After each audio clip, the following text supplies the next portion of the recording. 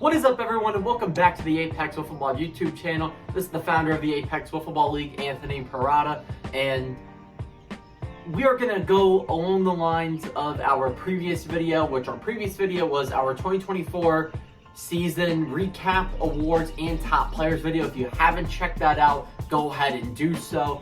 But without further ado, along the lines of rankings, in today's video, I wanted to present to you guys, the fans, of who the top 10 teams of all time are. Now, we're not doing franchises, we're doing individual teams, so there's a shot that if a team had two great seasons, that they will be on this list twice. Or if a team played in multiple seasons but only had one good season, then they may only be on here once. But anyways, we had 42 teams in this league. So, here are the 10 best. Coming in at number 10, we have the 2024 919 Punishers, who had a 5-0 record and were the best team in the 2024 season, and is actually the only other undefeated team besides the Stud Muffins. Their 5-game winning streak was the 6th best in league history. They put up 41 runs, gave up 14 runs, had a 27-run differential, which on average, they won their games about 6.83 to a 2.33, so winning their games by about 4.5 runs. Now, their opponent's win percentage was a combined .303 win percentage, which is the 21st best and only the 3rd best schedule against in the 2024 season.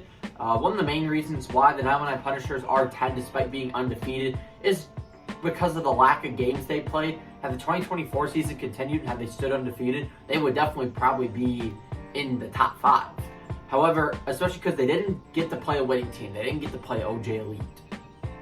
But their contributions of being undefeated definitely needed to go on this top 10 list. And the key players in doing so was their Cy Young and Rookie of the Year pitcher, Paul Rubino. He contributed up at the plate pretty nice, having 8 hits, a .421 average, which was the 3rd best in the league, 2 home runs, 10 RBIs, 9 walks, which was the 3rd most walks drawn in the league, a .607 OBP, which was actually the 2nd best OBP in the entire league, a .737 slugging, and a 5th best league 1.344 OPS. His pitching is obviously what helped the Punishers a lot, not give up a lot of runs. He didn't give up any runs in 3 games, all 3 of them being starts. He went 3-0, which was tied for the most wins on the mound in the league. And in the 10 innings he pitched, like I said, didn't give up a single run, had 27 strikeouts, which was the 2nd best, only gave up 2 hits, which was the best, only gave up 10 walks in 10 innings, which was the 2nd best as well. His 1.2 whip was the 2nd best, and he threw 2 no-hitters, leading the league in no-hitters thrown. Obviously, I was on that team. I won Manager of the Year, a Silver Slugger, and a Gold Glove contributing to the team. I had 10 hits, which was tied for the 2nd most in the league, a .417 batting average, which was the 4th best, 3 home runs, which was tied for 2nd, 13 RBIs, which was tied for 4th, drew 6 walks, and a .533 OBP, a 4th best 792 slugging, and a 1.325 OPS. Obviously, I did pitch. I did get 2 pitching wins in my 2 starts. And in the 6 innings I pitched, I gave up 12 earned runs, which is a 6.0 ERA. Had 13 strikeouts, gave up 5 hits and 18 walks. Obviously, the walks hurt, especially calculated for my 3.83 whip. However, my fielding obviously contributed to my playing abilities and the team's playing abilities with a perfect fielding percentage, making 10 putouts and 2 assists. Matthew Hensel was also a key piece in those 4 games, getting 10 hits, which was tied for 2nd, had the league's best batting average of 500 average. He had a home run, 10 RBIs, 2 walks, had a 5th best 545 OBP, a 650 slugging, and a 1.195 OPS. Will McFadden was also on the team, and he had a solid first series. Obviously, you need 4 games to qualify as a stat-leading player, and also those 3 played in the most games. That's why the 919 Punishers are 10. I really couldn't put them any higher than 10 because every other team had more wins, and also every other team played in more competitive leagues. So with that being said, the number 9 team is going to be a team from 2021 known as PJ's Prodigies. So PJ's Prodigies actually had a 6-1 record and due to basketball obligations, were unavailable to participate in our playoffs and finish out the season because we had about 15 teams in the league. 11 of them played in the playoffs. They only got to play in 7 games, so they didn't really get to finish out their schedule. They actually started off their season with a 4-game winning streak before dropping their first game, and then they won their last 2 games they ever played. They actually have the 4th best win percentage of all time and the 2nd best overall win percentage in the 2021 season. Their 4-game win streak, which is solid, was actually the 3rd best win streak in 2021, 8th best overall. They put up 67 runs, which is tied for the 6th most runs put up in league history. Same with 2021, because as some of y'all may recall from the Instagram clips and from just some things I've said on some of these talking videos on YouTube, 2021, lots of runs were scored. So they put up 67 runs. They only gave up 29 runs, which is tied for the 12th best runs given up, and it actually was the least amount given up in 2021. They had a run differential of 38, which was the 2nd best in the league, and on average, they put up 9.57 runs, which is the 2nd best average. They gave up on average 4.14 runs, which is the 14th best in league history, 4th best in 2021, and had a run differential of 5.43, which is the 2nd best of all time and in league history. Now, here's another reason why I also put PJ's Prodigies at 9, not just because they didn't participate in the tournament, but it was also who they beat. So they went 1-1 against winning teams, however 4-0 against losing teams, and they beat a 500 team. Their opponent's win percentage for opponents they faced was a 308 win percentage, which that's not all that good. I mean, that's playing teams that are roughly like 3-11.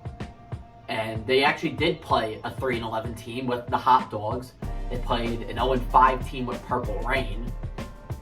And they also played a 1-9 team with the Smoking Hot Pitches. Those are 3 of their 6 wins. Now, they didn't have a nice, strong win against the Berettas, which is nice. However, their loss to Team Steve kind of proved that a lot of their wins were against bad teams. But nonetheless, they had some contributing players. Now, we didn't have official stats in 2021. So, shout out to some of the guys. The captain, Cole Gannum, great dude. Wish him the best for his future endeavors, obviously. Wish he could have stuck around and play a little longer, too. Isaac Holmes, who actually played for the Equal Strikes. He was a guest player for 3 games and had 5 home runs. A lot of players didn't even have 5 home runs in a complete season, let alone in 3 guest playing games. Their league leader in home runs was Sam Gregg. He had a minimum of 6 home runs to my record. Luke Proctor, I think he had a couple home runs. Patrick Sams had a couple. Gabe Proctor actually had a walk-off single for their first ever win, and he had a minimum of 2 home runs on record. So, with that being said, shout out to PJ's Prodigies, big contributor to the first ever league. I enjoyed having them around, and they are the number 9 team in Apex Wiffle Ball history. Coming in at number 8 is actually the Zoo from the Winter League. They had a 6-1 record, which is actually the best record in the regular season of the Winter League, and they had 2 separate 3-game winning streaks. They won 3 games to start their year off, lost their game to the Gentlemen, and then had 3 more wins to end their season before being unable to play anymore due to availability issues. They scored 55 runs, which was tied for the 11th best in the league, but was the best in the Winter League. Gave up 28 runs, which is 11th, but 5th in the winter. Had a run differential of 27, which is 6th of all time, but the best in the winter. On average, they scored about 3.86 runs, 3rd best of all time, best in the Winter League. Gave up on average 4 runs a game, 14th best of all time, 3rd in the Winter League. Run differential of a 3.86, 5th best of all time, best in the Winter League. as you guys could probably tell from these statistics. They were very good offensively and had lots of key contributors to their offense. Now, the reason why the Zoo is listed at 8 also had to do with who they played, kind of like PJ's Prodigies. They went 1-1 against winning teams, 4-0 against losing teams, and beat a 500 team. Now, the wins against the Penta-Stuffed Oreos, who were the 500 team, and the win against the Tsunamis were two very impressive wins, in my opinion. However, losing to the Gentlemen kind of hurt their chances of being any higher. And then also, the 4 losing teams, they beat the Cyclones, which at the time, I was on the Cyclones. It was a competitive pitching matchup, and they were able to get some hits off of me, and Blake threw a good game. But beating the Ducks and an unproven Freshies team are not really things to be excited about. However, they're key players to their great run production. They had 3 great hitters, in my opinion, between Matthew Hensel, Ryder Shaw, and Caden Chrisman. Matthew Hensel was given the Silver Slugger. He led the league in hits with 12, had a 400 average, which was 5th, had 2 home runs, 10 RBIs, which was 5th, 10 walks, which is actually tied for 4th, a 550 OBP, a 600 slugging, and a 1.150 OPS. Matthew also played solid in the field, making a tied for 3rd most amount of putouts in the league with 5, and he had an assist while making 0 errors. Ryder had the 2nd most hits in the league with 11. He had a 3rd high batting average with a 478. He had 2 home runs himself, and he also led the league in RBIs with 14. He had 5 walks, a 571 OBP, the 5th best slugging percentage in the league with 739, and a 3rd best OPS in the league with a 1.311. Fielding was solid. He had the most amount of putouts in the Winter League with 13, while only committing 2 errors. Caden Chrisman, another solid bat. He hit for kind of a mix of contact and power in the limited amount of time he had. He only played in 4 games. He had 7 hits, a league-leading 636 batting average, 2 home runs, 3 RBIs, 9 walks, and he led the league in OBP, slugging, and OPS with an 800 OBP, a 1.182 slugging, and a 1.982 OPS. And then their guy on the mound was Blake Oliver. He had some good games. He had some not so good games. He was actually good at the plate with drawing walks. He had 4 hits, a 200 average, 1 home run. However, he was tied for the 2nd most amount of RBIs in the league with 11, and he had the 2nd most amount of walks drawn with 14. A 529 OBP, a 350 slugging, and an 879 OPS. And like I said, he was the team's main contributor on the mound. He got to start in 6 games. He had a 5-1 record, which was the 2nd most amount of wins in the league. And in 18 2/3 of an inning thrown, he had 21 earned runs, a 3.38 ERA, which is a little high, but he had the 2nd most strikeouts in the league with 35 Ks. And his fielding was solid. He was tied for the 3rd most amount of putouts with 5, and he had the most assists in the league with 4, while only making 1 error in the 1st game of the season. So, with that being said, like I said, due to the competitiveness of the schedule, that is why I got the Zoo at 8. Coming in at number 7, we have the 2021 We Use Pine Tar team. This team went 7-5 and lost in the semifinals to the Stud Muffins, who eventually went on to win the championship. We Use Pine Tar had a 4-game win streak in the middle of their season, which was the 3rd best win streak in 2021 and 8th best overall. They scored 67 runs, which was tied for the 6th most overall and in 2021. Gave up 63 runs, which is the 27th best in league history, and 9th in 2021. Had a run differential of 4, which is the 6th best in 21, 18th best overall. And those averages go to a 5.58 runs for, 15th best overall, 19th in 21. 5.25 runs given up, 18th best overall, 6th best in 21. A run differential of .33, 15th overall, 6th best in 21. Now, the reason why We Use Pine Tar did have a 6-5 record, it has a lot to do with who they played. They played some pretty good teams and only went 2-5 against winning teams, went 4-0 against losing teams, and beat a 500 team. So the winning teams that they lost to, they actually had to play the Stud Muffins twice, which they lost both times, including that playoff game. They lost to the Brothers one time, and they dropped the game to the Skeeters. That gave them an opponent's win percentage in games where they lost at a 8-10 win percentage, which is the third highest win percentage of opponents' win percentage in games that they lost in league history, and second best in 2021 actually. And their wins were kind of strong, a 377 win percentage, 12th best overall, 6th in 21. Like I said, they took care of business against the losing teams, and unfortunately fell into a tough schedule and a tough side of the playoff bracket, going against the Stud Muffins twice. Some of their key players were Shane Volpez. That year, he was their ace pitcher, very dominant on the mound. I know he threw a no-hitter in his first game, and he was a power hitter throughout the season. He had a minimum of 4 home runs that year, which was solid. Jared DeShazer, another power bat. I know there's a minimum of 1 home run on his record. And Trent Warren, who was a solid bat, solid fielder, and I know he had a minimum of 2 home runs on his record. So, with that being said, the 2021 We Use Pine Tar group coming in as the 7th best team in Apex Wiffle Ball. Coming in at number 6 is the 2022 Gentlemen team. They went 8-3 and lost in the championship because they forfeited after losing their first 2 games of the season to We Use Pine Tar, while not having John Canair, mind you. They went on a 7-game winning streak. It was tied for the second best win streak in league history, and was actually the best win streak in 2022. They put up 43 runs, which is tied for 16th in league history, second most in 2022. Gave up 19 runs, which is the 4th best in league history, and was the best in that season, and had a run differential of 24, which was the 8th best overall and best in 22.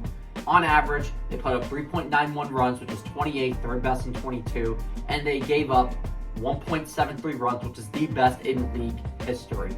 Having 2 dominant pitchers helped them very much, and they had a run differential of 2.18, 11th best in league history, best in 22.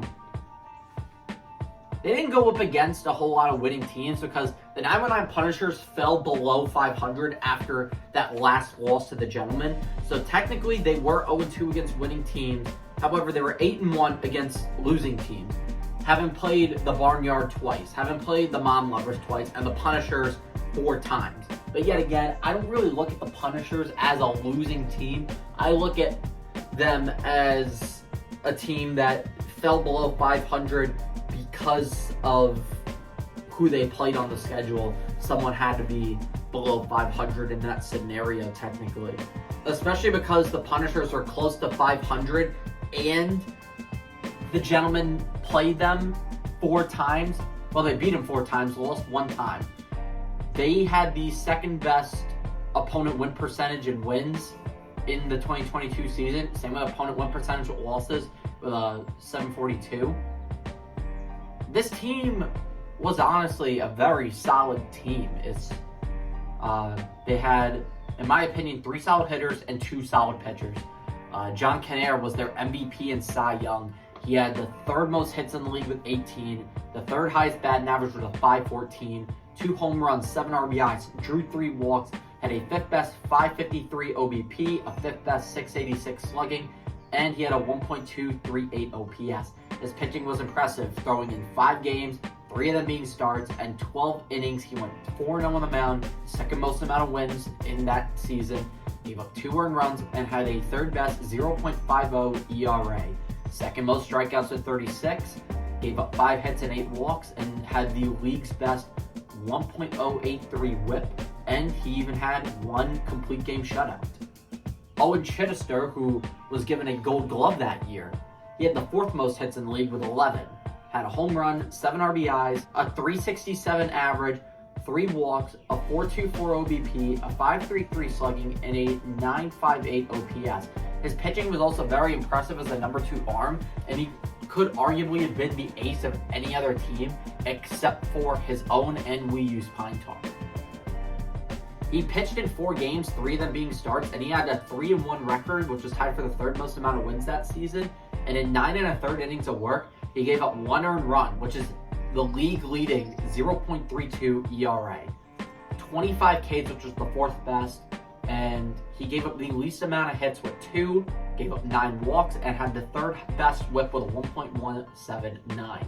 One of their star hitters was Chase Klingman, who in 7 games earned a Silver Slugger award, having the tied for 4th most amount of hits with 11, a .423 batting average, which was 5th, tied for the league leading home runs with 6 home runs, had the 2nd most amount of RBIs with 17, drew 4 walks, had a 500 OBP, and a league leading 1.115 slugging, and a league leading 1.615 OPS. So those guys are major contributors. Obviously, can't really put them that much higher because they didn't win a championship. Also, the fact that they didn't beat any winning teams. But however, an 8-3 season is a very solid season with that 7-game win streak, and their solid pitching helped them out tremendously. So that being said, let's get into the top 5. And starting off with the top 5, it is actually the gentlemen from the Winter League, going 7-1-1, and they won their last 7 games in a row, tied for the 2nd best win streak in league history and the best win streak in the Winter League. And they won the quote-unquote Winter League championship. Wasn't really a tournament. It was just 2 teams that were available. We called it the championship. But we do acknowledge the gentlemen as the champions. I do think the gentlemen probably would have won the championship if there was an entire bracket with every team. However, they put up 31 runs, which was tied for the 24th most in league history, 4th in the Winter League. Gave up 17 runs, which was the best in the Winter League, 3rd best overall. And a run differential of 14 was tied for the 2nd best in the Winter League and tied for the 12th best overall. On average, they put up 3.44 runs, which was the 6th best in that season, 30th in history. And on average, gave up 1.89 runs, which was 2nd best overall, best in the Winter League, and only best behind themselves the next season. Had a run differential of a 1.56, which is the 15th best overall, 3rd in the Winter League. They did play the 2 other winning teams in the league and went 2-0. They beat the 500 team. However, going 4-1 against losing teams kind of hurt them. Losing to the Equal Strikes, who ultimately were 1-2. But I will acknowledge that they were without their MVP and Cy Young Award winner, John Canaire. So we don't really weigh that loss too heavy on the gentlemen. As I mentioned, John Canaire was MVP and Cy Young that season, and he won the Manager of the Year award, and he won a Co-World Series MVP.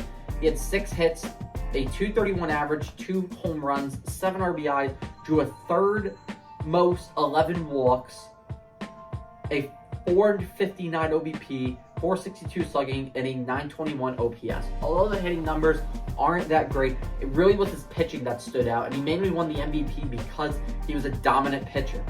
That season, in 6 starts, he went 5-0 on the mound in 22 2/3 innings of work. Gave up 5 earned runs, which accumulated for his league-leading 0.66 ERA. He had 62 strikeouts, which was the most in the league. Gave up 8 hits and 20 walks, and had the league-leading 1.235 WHIP. 3 of his 6 starts were shutouts, 2 of which were no-hitters.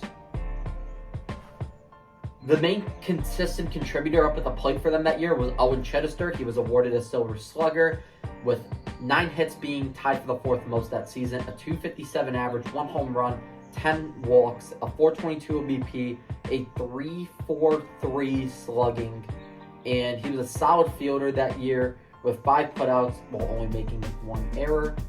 There were a couple people that shined in certain moments.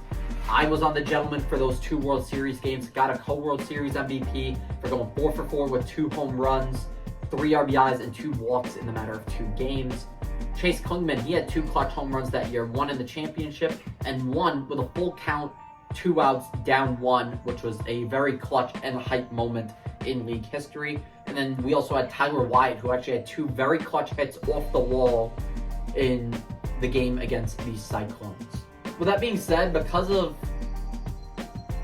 the Winter League not being as competitive as other seasons, and because although the gentlemen do go down as champions in that league, there really wasn't a bracket. There could have been more games played.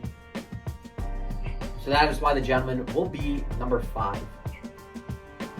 Coming in at number 4, This is actually the best team that did not win a championship, and this is the 2021 Skeeters.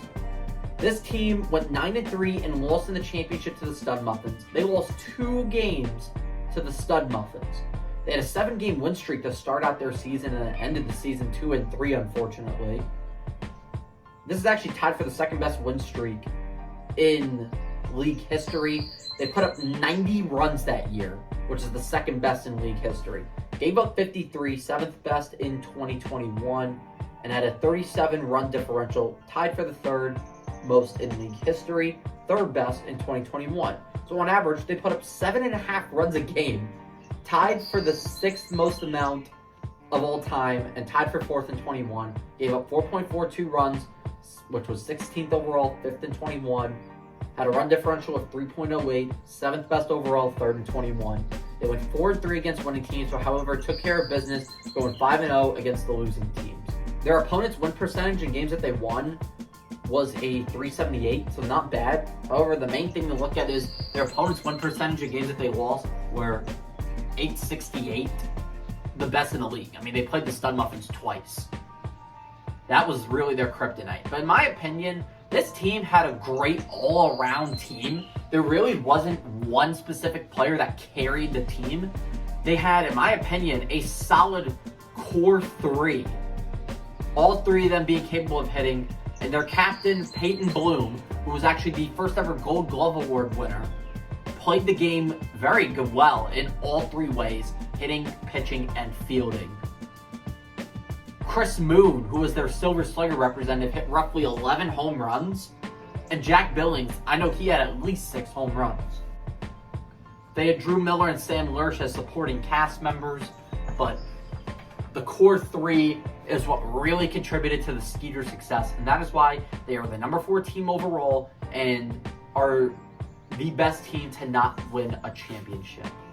Coming in at number 3, we have the Apex Captains from the 2023 season. They went 9-2 and won the 2023 championship and had a 7-game winning streak in the middle of their season.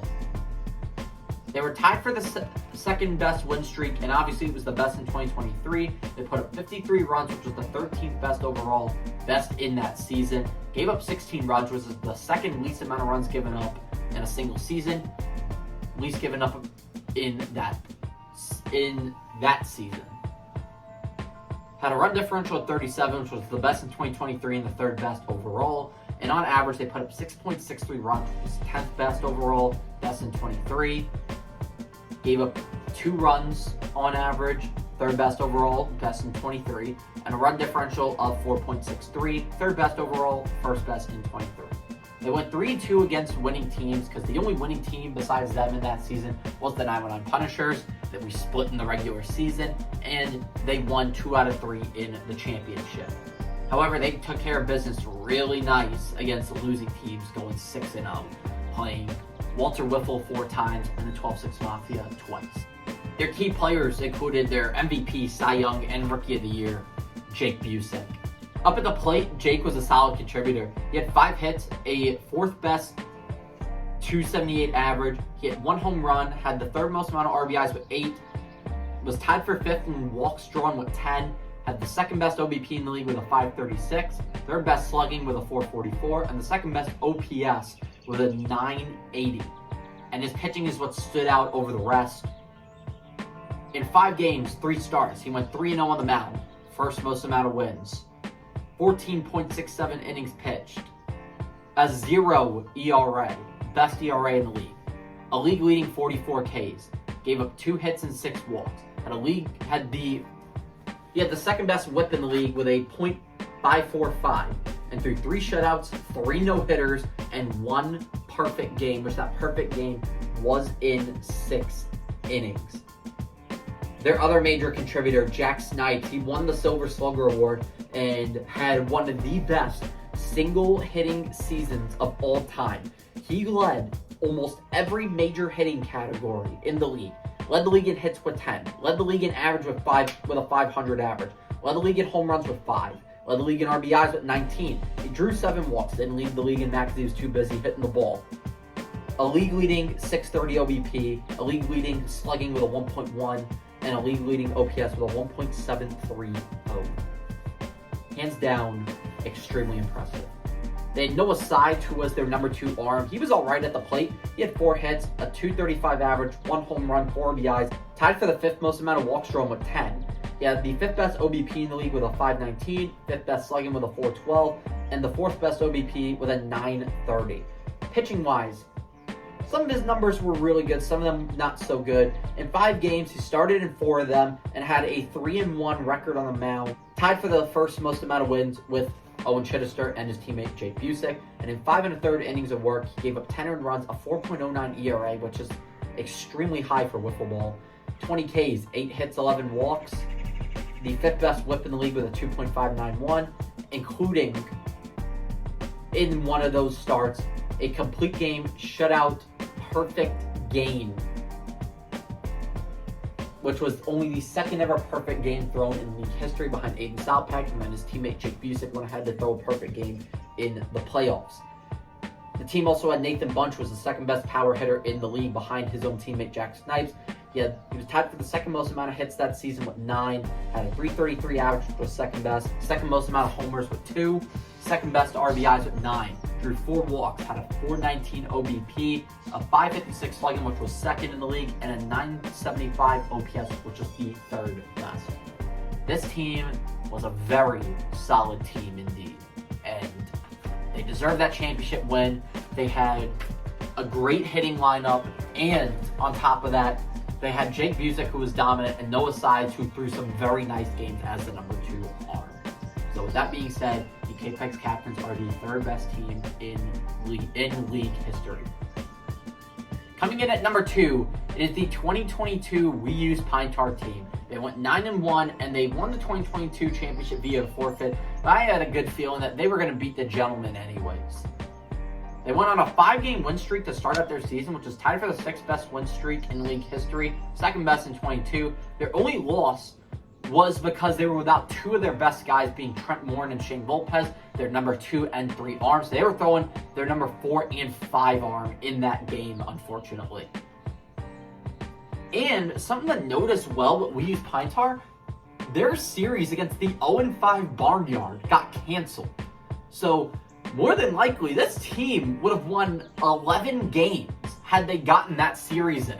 However, they put up 40 runs, 20th best in league history, 3rd best in the 22 season, gave up 22 runs, and had a run differential of 18, which was the 3rd best in the 22 season, 10th best overall. On average, they put up 4 runs, which is the 2nd best in that season, 26th best overall.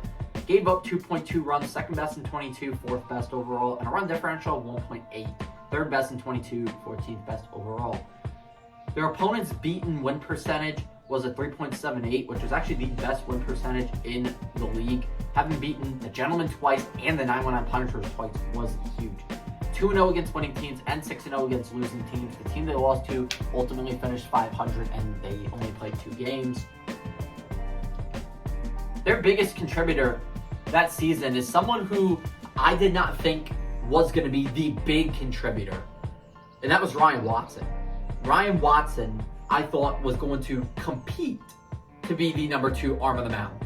However, over time, he took over as the ace. But before we get into his pitching stats, he had a solid year at the plate too. He had 9 hits, a .375 average, 2 home runs, 8 RBIs, a league-leading 18 walks drawn, a .643 OBP, which is the 3rd best, a .667 slugging, and the 4th best OPS in the league with a 1.310.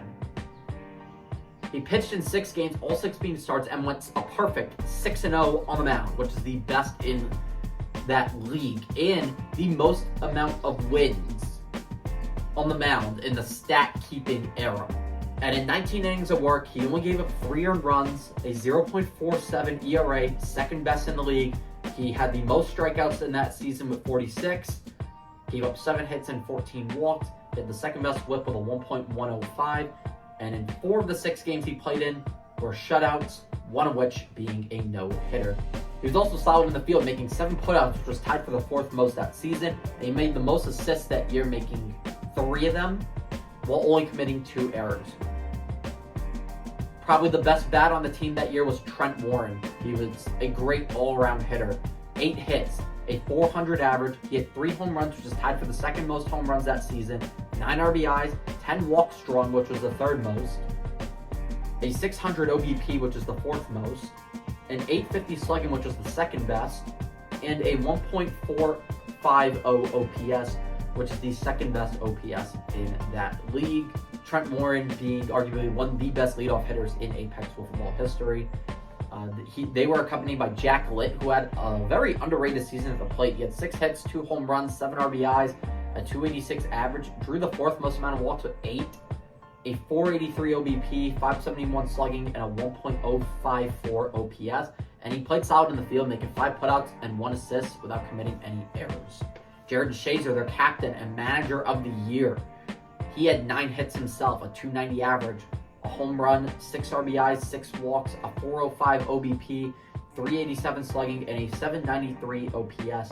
Shane Volpez, who was their number 2 pitcher, he put up some pretty good power numbers at the plate. He had 5 hits, 2 of which being home runs, a .217 average, 9 RBIs, 3 walks, a .308 OBP, a .478 slugging, and a .786 OPS. But like I said, his pitching was the better part of his game that year. 3 games, 3 starts, perfect, 3-0 on the mound, third most amount of wins that season. 9 innings pitched, 4 earned runs, a 1.33 ERA, which was the 4th best in the league, 21 strikeouts, 7 hits to 9 walks, a 1.778 whip, which is the 4th best, including his first start being a complete game shutout no-hitter. This team was just dominant this year. This was the team to beat. However, there is one team that is better than them, and this is the undisputed best team of all time. So coming in at number 1, it is the Stud Muffins from our first ever season. And I wish we did YouTube on that first season, because these Stud Muffins were an electric team, and I wish I captured more of their season. A perfect 13-0 with a championship win. The best undefeated team. The most wins in a single season. Had the most runs scored in a single year with 139. Gave up only 34 runs. Had 105 run differential. Best in league history. 10.69 runs scored on average per game. Best in the league. Gave up on average 2.62 runs, 6th best overall, best in 21, and the best run differential of all time with a 8.08. Imagine beating your opponent by 8 runs. 8 of the 13 wins they had were against winning teams as well. Playing the Skeeters twice, We Use Pine Tar twice, beating the Brothers, beating every other winning team in the league. The key players were their MVP and Cy Young Award winner, Aiden Salpeck. Aiden kept his own stats and actually shared them with me, so these are official. He had 38 hits, a .704 average, 13 home runs, 41 RBIs, and then on the mound, he pitched in 30 1/3 innings, 80 strikeouts, 5 of those games being shutouts, 4 of them being no-hitters, 1 of them a perfect game. Arguably, the best player in Apex Wiffle Ball of all time, and he only played in 1 year. He had a great supporting cast as well. Matt Gillespie was a big power bat before having to leave for college. And he hit, I know for a fact, 6 home runs at the minimum. Joseph Taylor, who was their Silver Slugger representative, he had a minimum of 6 home runs. And on top of that, he's had some clutch home runs, including a home run that ultimately won his team the game in, I believe, the game against Team Steve it was. And then the go-ahead home run in the championship game. They were also accompanied by Cam Williams, who, when he came off the IL, he had a minimum of 2 home runs. One of them in the game against the Skeeters, one of them in the game against We Use Pine Tar in the semifinals.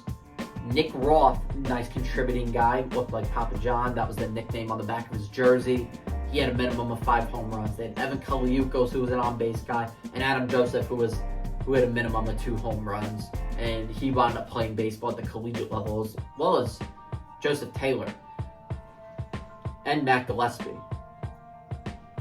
But this team was an all-around great team. Obviously, Aiden Salpeck was the biggest reason why they won all those games. However, he wasn't alone. And that is why the Stud Muffins will go down in history as the best team in Apex Wiffle Ball history. So with that being said, those are the 10 best teams in Apex Wiffle Ball history. Thank you guys for watching the video, and to go along with the best teams, next video, you will see who the top 10 players of all time are. Kinda the Apex Wiffle Ball Hall of Fame. So stay tuned. Thanks for watching. Subscribe if you want to see the rest of this channel recap. And we will see you next week to review our top 10 best players of all time.